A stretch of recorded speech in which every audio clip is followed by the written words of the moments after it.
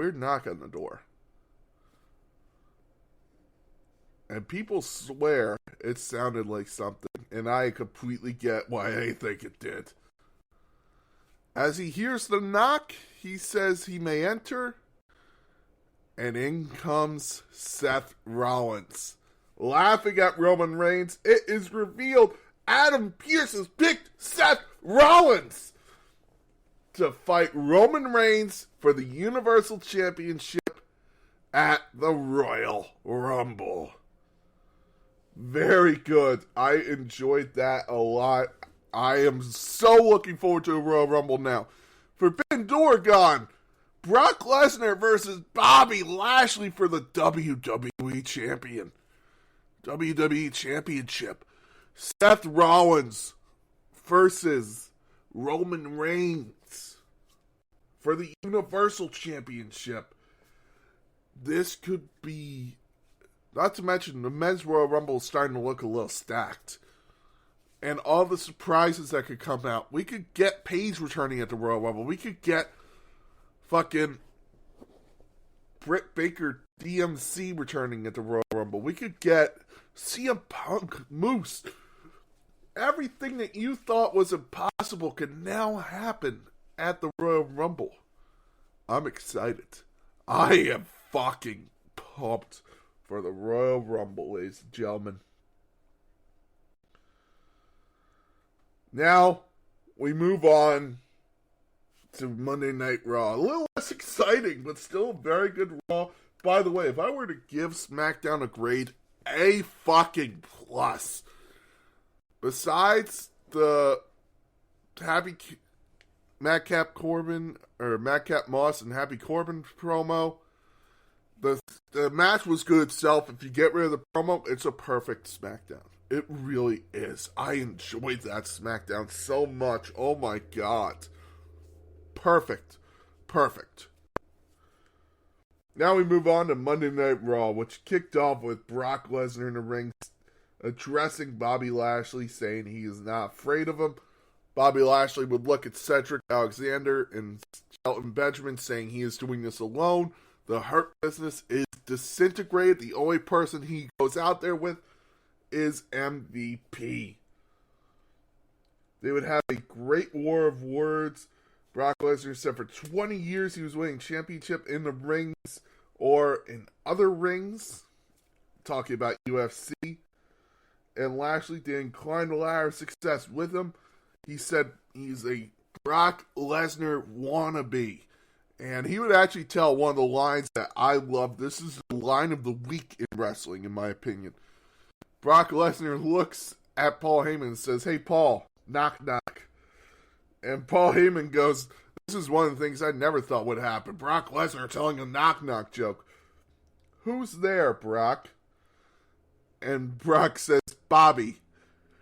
Paul says, "Bobby who?" Brock says, "Exactly." He would then say, "You can't beat Brock Lesnar if you're a Brock Lesnar wannabe."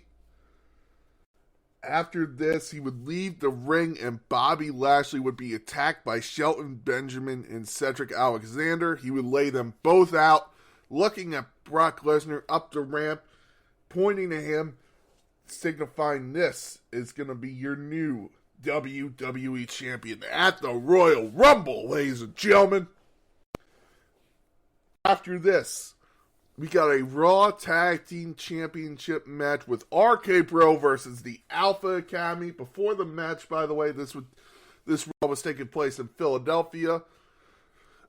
We would have Matt Riddle asking Randy, Pat or Chinos, and Randy Orton, in my personal heel turn, would look at him and say, Chinos. By the way, Pats all the way.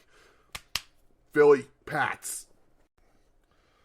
For those of you who don't know, Pats and Chinos are a warring cheesesteak company. They have been restaurants for a long time. Pats and Chinos have been saying both saying they invented the cheesesteak and they are better. And it's been a war ever since. So Pats for me. And they would have an amazing match with Alpha Academy. Randy Orton and Matt Riddle would be pulling out all the stops to get Alpha Academy over. Fake finishes, kick outs, everything you could hope for it. And then Chad Gable makes the tag to Otis. Otis picks up Randy Orton, slams him almost through the fucking ring. 1, 2, 3. Alpha Academy is your new Raw Tag Team Champions. They pin Randy Orton. I thought they would pin Riddle, but nope. RK Bro has lost the Tag Team Championships. Holy shit. Alright. Kick off Monday Night Raw. New champions. Let's do this. They are pulling out all the stops. And I posted it on Twitter. If you follow me on Twitter, I posted it on Twitter. For me, it feels like WWE has found something they've been lacking for a long, long time, but they found it. WWE has found their fucking attitude. After this, we got Apollo Crews and Dolph Ziggler versus the United States Champion Damien Priest and the Street Profits. This is where Dolph Ziggler would go gangbuster. He would fight as hard as he could. He would hit Street Profits with everything. Famoussers, zigzags, everything. Finally, he would hit the zigzag on... Who was it? Was it Ford? No, it was Dawkins. It was Angelo Dawkins. He would hit on Angelo Dawkins. He would pin Angelo in the middle of the ring. 1, 2, 3. It felt like Apollo Crews wasn't really a part of this match for the parts I saw. But Damien Priest wasn't really either. So it was more of Dirty Dogs versus the Street Profits, in my opinion. So, shout out Dolph Ziggler, went gangbuster in this, picks up the win, and they walk away with the momentum. Hopefully this means Dolph Ziggler gets another shot at Damien Priest and the United States Championship. After this, Seth Rollins came out, and this is where they would tease it. Seth Rollins, when he knocked on I was talking about the knock on Roman Reigns' door, he was actually knocking out the Shield theme song. And they would actually use it in a promo. So that's something else we haven't seen. Jon Moxley is in AEW. He has an AEW contract. If they have entered a talent sharing program, because they have been talking about working on documentaries together, allowing people from AEW to be entered in the WWE Hall of Fame, we could see a Shield reunion. We could see a Shield reunion. Because they didn't just say Seth Rollins and Roman Reigns. They had all three dogs in there. Somewhere, Dean Ambrose is in there. Wouldn't that be amazing? Jon Moxley shows up at the Royal Rumble. I'd lose my shit. I would literally lose my shit. So Seth Rollins comes out and says he will be the next Universal Champion, and there are 3 certain things in life: death, taxes, and him beating Roman Reigns. He beat him at Money in the Bank. He beat him when SmackDown Raw were going head to head for the number 1 draft pick. He reversed the spear and turned it into a pedigree. While that didn't win the match, it would lead to Seth Rollins winning later on with a stomp. So, after this, Big E came out and says he declares his entry into the Royal Rumble, and when he wins, they will main event WrestleMania, and he will face Seth Rollins for the Universal Championship at WrestleMania 38 in the main event, which would be amazing because that is all Seth Rollins needs to do, and apparently in his career, according to him, is main event WrestleMania, and once he's done that, he's done everything, according to him. But that's for later, according to Big E. Tonight, he wanted a match. And who's he want a match with? Seth Rollins. Seth Rollins obliged and picked up the win. Seth Rollins pinned former WWE Champion Big E with a stomp. 1, 2, 3. Seth Rollins picks up the win. After this, ladies and gentlemen, we got Rhea Ripley and Nikki Ash talking in the ring, deciding they are going to split as a tag team. Nikki Ash asked if they would still be friends, and does she believe in her? And Rhea Ripley would say, of course they'll still be friends, and yes, she believes in her. They would hug. Nikki Ash would go to the other side of the ring. Rhea Ripley would stand in the middle. But as Rhea Ripley turned to leave, Nikki Ash turns heel and says she doesn't need anyone to believe in her, and she doesn't need any friends. Superheroes don't need people to believe in them and to be friends. She would destroy Rhea Ripley, beat the living crap out of her, go out, up the ramp. They are no longer together.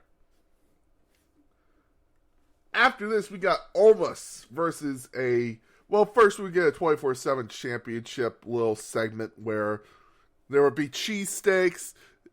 R-Truth and Akira Tozawa would cost Tamina her shot at the 24/7 championship.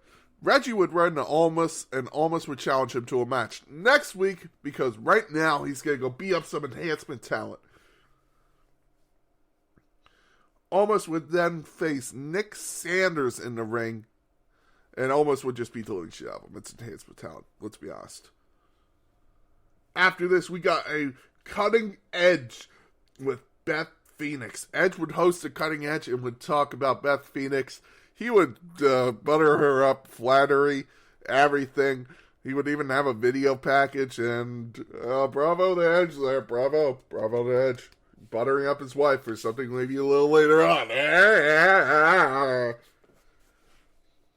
After this, they would say how they were going to destroy Miz and Maurice at the Royal Rumble. Miz and Maurice would come out, and as Miz was cutting his promo, Maurice would run from Beth Phoenix. She would run up the ramp and be gone.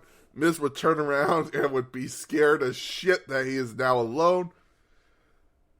He would then just say if Maurice is too scared, she would beat the shit out of the Miz for Edge.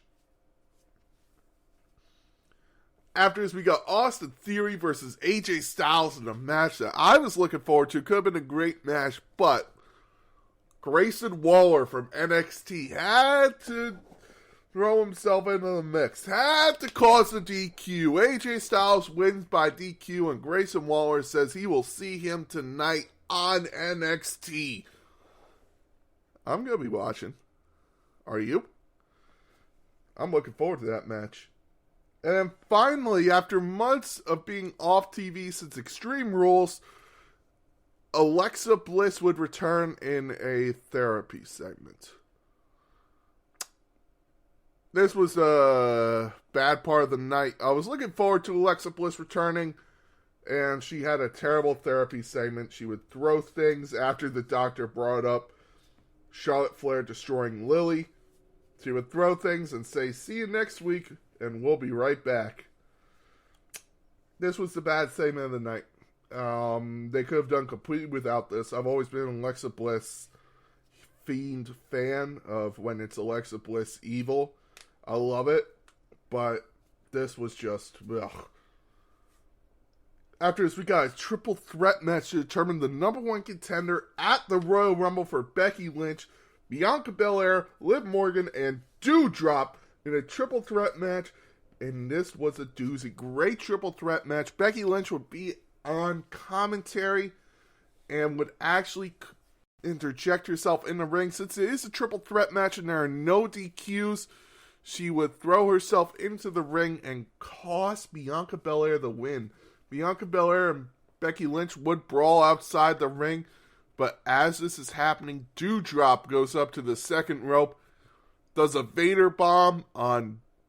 Actually, no, it was more of a Yokozuna bomb on Liv Morgan. 1, 2, 3. Doudrop is your number one contender at the Royal Rumble. Very good Raw. I really enjoyed Raw this week, except for the Alexa Bliss promo. If I had to give it a grade, B, because of the Alexa Bliss promo. If it wasn't for the Alexa Bliss promo, this would be a B plus and A grade, because there wasn't really anything that I was like, oh my god, type of thing. But besides the new champions, but there wasn't anything that I was like, holy fuck, this is truly amazing. We're witnessing something. So, bravo to them. But besides the Alexa Bliss segment, B.